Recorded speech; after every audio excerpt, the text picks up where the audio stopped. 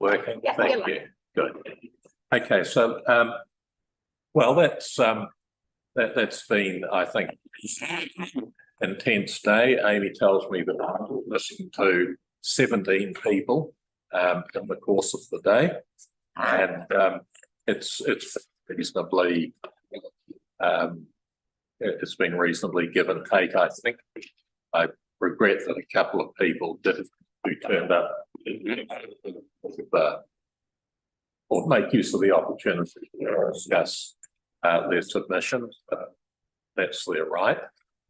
What I want to do now, on the very front page of the meeting agenda that we set today, we've got the list of people to submit, and then we turn over and we come to the hearing report.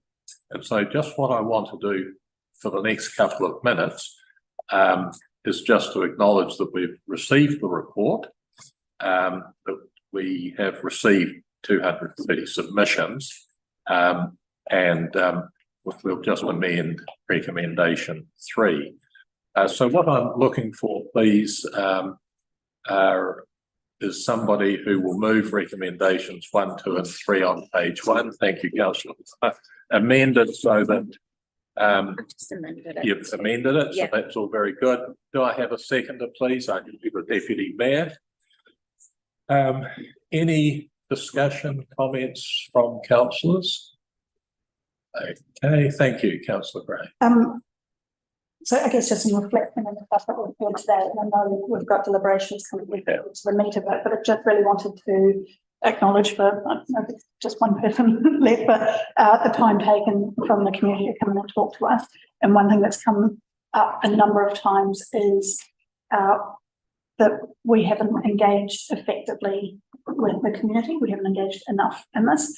So just really wanted to kind of take that on board, that that's really good direction for us to I think. I thought, even though I said there were a couple of submitters who I felt didn't take full advantage of their opportunity, but actually I thought some of the other submissions were just astoundingly good, I have to say. Yeah, it was the amount of homework and really impressive. their concern that's gone into it. I think one of the things we really seriously need to recognise is the amount of work that's required with long-term plan, a rating review, bylaws, a number of other things, and the resources that we have available to complete those in a timely manner within council.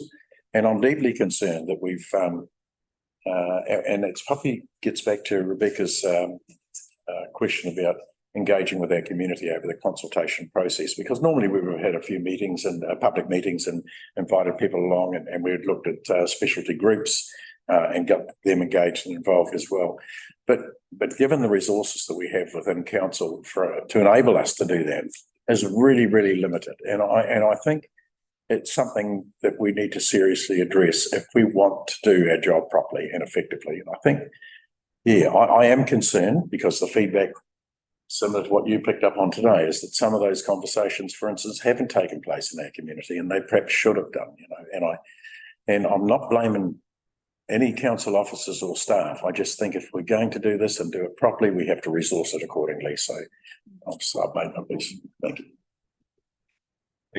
Thanks, Chair. Yeah, I'm the same, you Colin. I think sometimes it feels like there's too much trying to get jammed into a small space. Like everyone's trying to get it done through the point where we're probably better off pulling back, getting less amount of things done more accurately and more efficiently, than just trying to, like whether the rating review should have been after we got the long-term plan set. I know sort of everything, nothing quite turns out right, but when it's all trying to get jammed into 1 year, it's very awkward. I've got no answers how to fix it. It's not mine. Well, I think what we have to start by admitting is here are the things we have to do. Here are the resources that we've got to do it with. And how do we sort of make the best compromise? Because we have to do the best we can do in the circumstances we are. And that won't be the same as what we would do if this was the only task ahead of us for the year.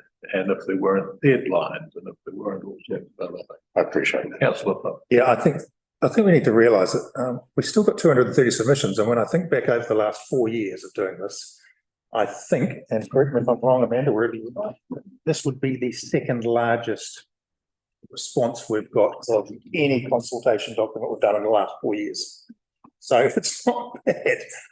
And I'm also reminded that in the annual plan that I went to a number of sit-in sessions, and as we all did, and we sat there for hours for one person to turn up. And we had huge numbers of those turn up. So I do hear what people say, do this, do that, but we do that and we do this and we do all this other things, and it doesn't make any difference. I come back to the fact we've got 230 submissions.